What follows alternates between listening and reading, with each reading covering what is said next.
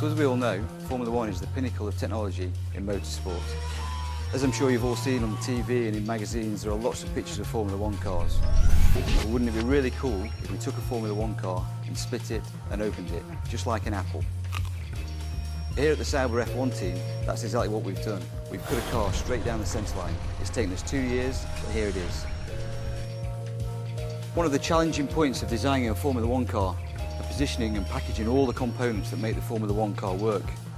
Here you can see all these components and how they're positioned on the car. So starting at the rear, we've got the gearbox, we've got the clutch, we've got the engine, we've got the oil tank, we've got the fuel system. Here we've got all the electronic boxes. And then moving up to the front, we've got all the pedals and the steering system. Now, it's very important on a Formula One car that we keep all the weight very low. This reduces the centre of gravity of the car and brings us performance. So this is the car steering system. We start with a steering wheel. Clearly it's not just a steering wheel. It also doubles up as the driver's interface to the rest of the car and also to the pits. On the back of the steering wheel we have the gear shift paddles and also the paddle to lift the clutch. On the front there are many buttons to talk to the guys in the pit lane, to change engine settings, to save fuel, more power. And in the middle there's a little computer screen which tells him if there's any problems with the car, its split times, all sorts of really useful data for him. From the steering wheel we come down the steering column, the thin wall carbon tube which has quite a tortuous route as it comes down through the car. It has to come through the pedals, turn an angle and then come down to the steering system. The steering system is actually a very simple steering system due to the regulations and very similar to that you have on the road car. Obviously a lot smaller and lighter. Here we have the driver's seat, obviously where the driver sits. And then immediately behind him, probably 50 millimetres away, is where we store the highly flammable fuel in the fuel cell. This is a Kevlar fuel system, and as you can see we have lots of horizontal baffles in there. Now if we didn't have these horizontal baffles, the fuel would surge around, particularly under braking with the high G levels and in cornering. In each of the baffles there are little flap valves which allow the fuel to go down but not up. So as the fuel drains, the fuel could never come above one of these horizontal baffles. By doing this, we keep the centre of gravity, as always, as low as possible. There are also lots of pipes and pumps in here. These are positioned strategically to feed the engine, whilst also allowing the fuel cell to breathe.